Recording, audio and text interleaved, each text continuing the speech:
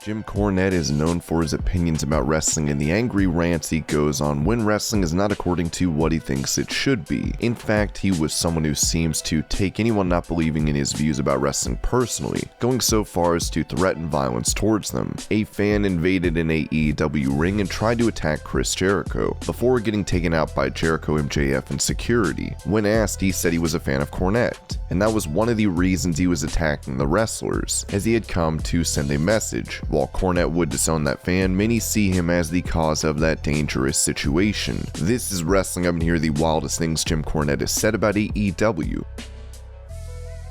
Before we get into the rest of the video, make sure you subscribe to Wrestling Up and turn on all notifications to stay up to date with everything in the world of pro wrestling. Also, don't forget to follow us on Instagram at WrestlingUpOfficial, and also follow us on Twitter at Wrestling_Hub.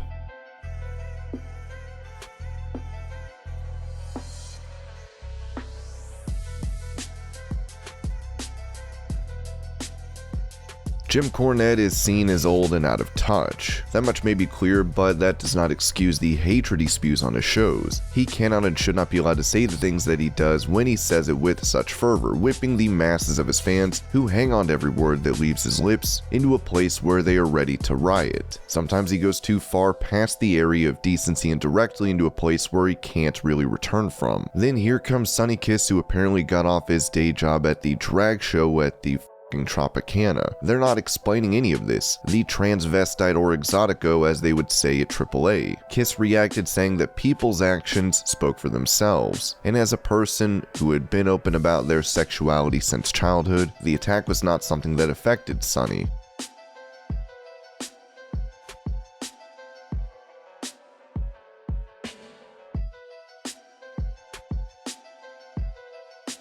A fan had asked Cornette why he hated Kenny Omega, and in classic Cornette fashion, he went over the top in his answer. Jim's hatred of Kenny is well known, with him hitting out at the former AEW champion at every chance he gets and calling him every name in the book. But sometimes the insults were so creative and wild no one saw them coming. When asked by the fan, Cornette went on to tweet in a way that seemed like he was going to talk about something else, mentioning the serial killer Jeffrey Dahmer, then comparing him to Kenny Omega. He said while Omega had improved, it was too late, much like Dahmer stopped eating people later. I heard Dahmer quit eating people before he got caught.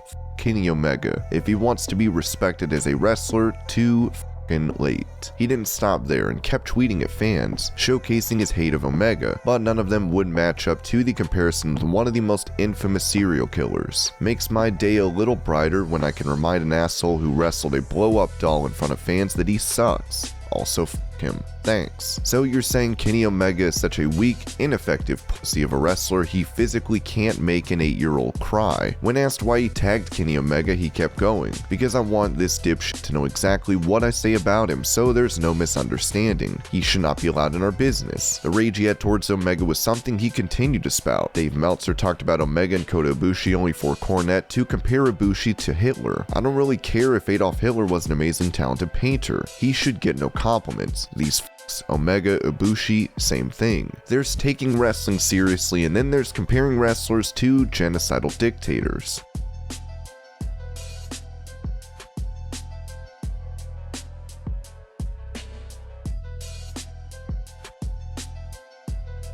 While Cornette hates AEW, the promotion's wrestlers, and even the founder Tony Khan, he also hates the fans of AEW, calling them sensitive. He said AEW fans were always angry because they had a vested interest in a small group that was going to flop, and naturally they were going to be upset about that. He said that Vince McMahon and WWE were never going to be worried by AEW and that they did not care about the company, because it's like you're telling them they're idiots because they go, oh, this is going to be the thing. Well, no, it ain't going to be the thing, open your eyes. But that's why they're mad. They're sensitive because they thought that this ragtag band of indie talent collected together under a completely inexperienced booker with a wide variety of executive vice presidents all pushing different styles, most of which make no sense and only appear to their friends and followers, they thought that this was going to be it. Vince was going to be shitting himself, shaking like a dog shitting peach seeds, and it ain't happening, and they're pissed. Given the way the wrestling landscape has developed over the last few years, it might be something he wants to take back, as it's clear AEW is more than a ragtag bunch of indie wrestlers, and that Vince McMahon and WWE are in trouble.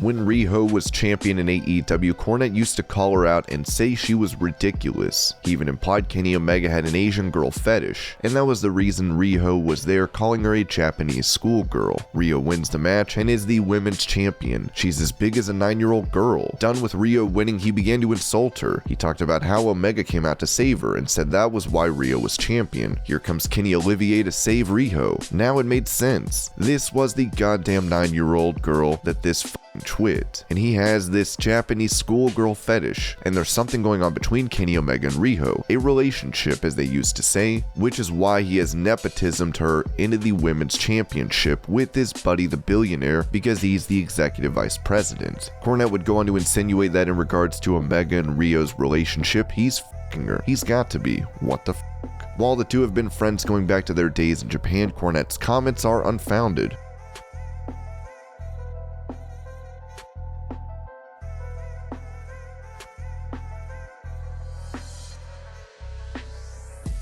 Jim Cornette thinks Ethan Page is a clown. He's called him that on occasions, and he downright can't stand the sight of Orange Cassidy. Cornette has often talked about Cassidy and how the character infuriates him with his laziness and pretending to hit slowly with his opponents. Cornette said the joke was not funny to begin with and that it's grown old now. He's a blooming idiot. He's not going to break through to any level past where he is right now, because he's established to people that he's a phony comedian that's not funny, and for people who like phony comedy that's not funny, they like him, and for people who don't, they ain't gonna start. So this is what it is right now. It's the same joke being told every week for years now, and it's old. Cassidy, in contrast to what Cornette thinks, is one of the biggest stars in the company who is beloved by fans.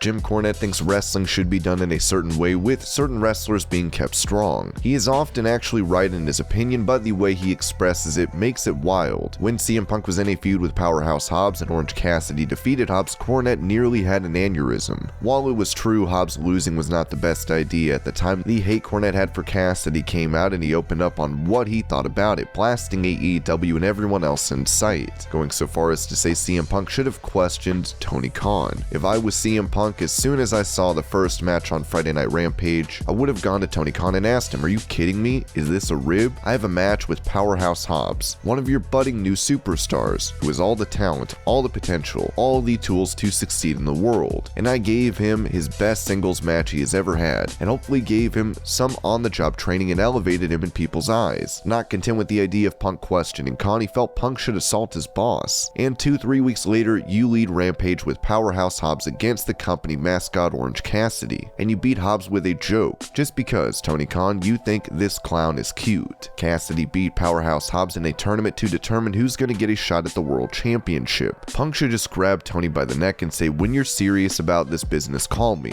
I'll be at home." Why did they have Punk do what he did to Hobbs for Hobbs to turn around and shit on Hobbs' face on national television?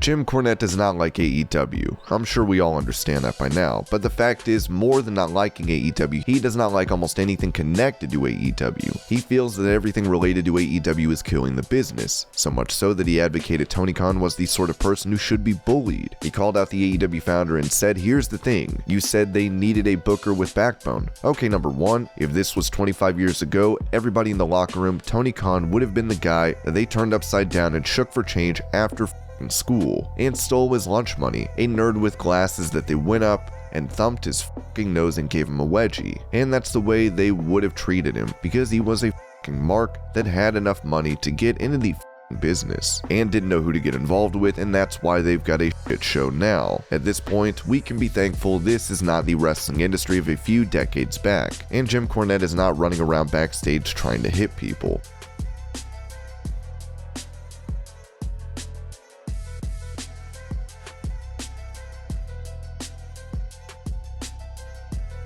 Before, we said Cornette did not like anyone in AEW. That was an exaggeration. Recently, he has had a lot of good things to say about Bryan Danielson and CM Punk. Before any of them were on the roster, there was somebody praised on a regular basis, and that was MJF.